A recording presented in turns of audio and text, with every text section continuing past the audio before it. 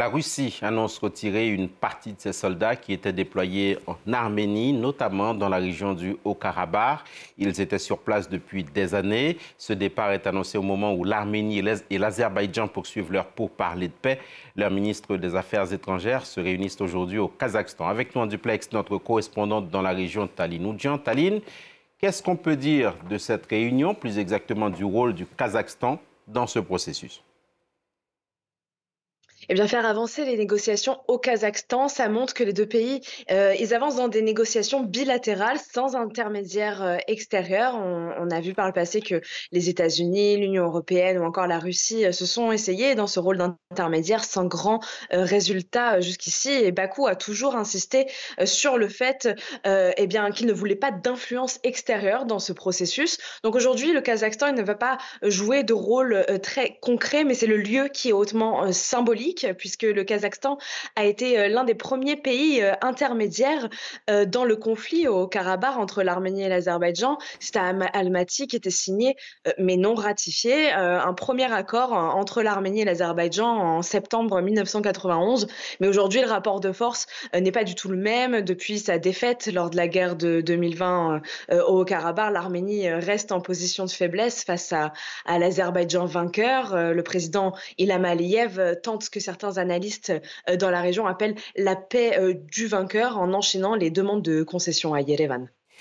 Hier se tenait, Taline, l'une des plus grandes manifestations de ces dernières années en Arménie. Des dizaines de milliers de personnes appelant à la démission du Premier ministre Nicole Pachinian, qu'on a aperçu tout à l'heure en compagnie de Vladimir Poutine. Quel est l'objet de leur colère?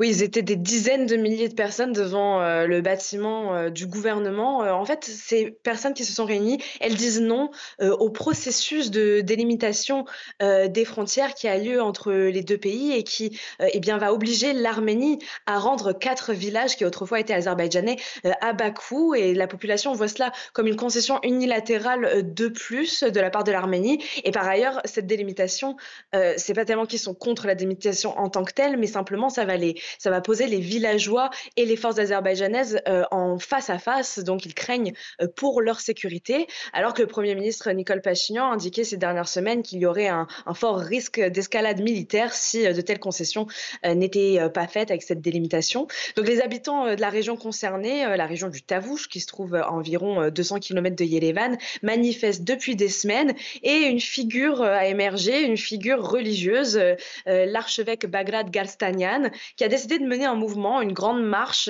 sur plusieurs jours jusqu'à Yerevan, où ils sont donc arrivés hier au milieu d'une foule énorme. C'est l'une des plus grosses mobilisations de ces dernières années. Et cet archevêque parlait d'un mouvement spirituel et non politique. Or, une fois arrivé à Yerevan, eh bien, il a posé un ultimatum au Premier ministre Nicole Pachinian en demandant sa démission, ce que le Premier ministre n'a évidemment pas fait. Et finalement, le rallye s'est dispersé et on voit que maintenant l'opposition va essayer de mettre en place un vote de défiance au Parlement, alors que le parti au pouvoir est majoritaire au Parlement, donc ça ne risque pas d'arriver. Mais ce qui est très révélateur, en revanche, c'est de voir à quel point il y avait un nombre massif de personnes qui se sont rassemblées, et les opposants à Nicole Pachinian appellent à des actions de désobéissance civile et de boycott sur ces prochains jours. Donc maintenant, voilà, reste à voir, est-ce que le mouvement va s'ancrer et prendre de l'ampleur à partir de là. Merci beaucoup, Taline Oudjian.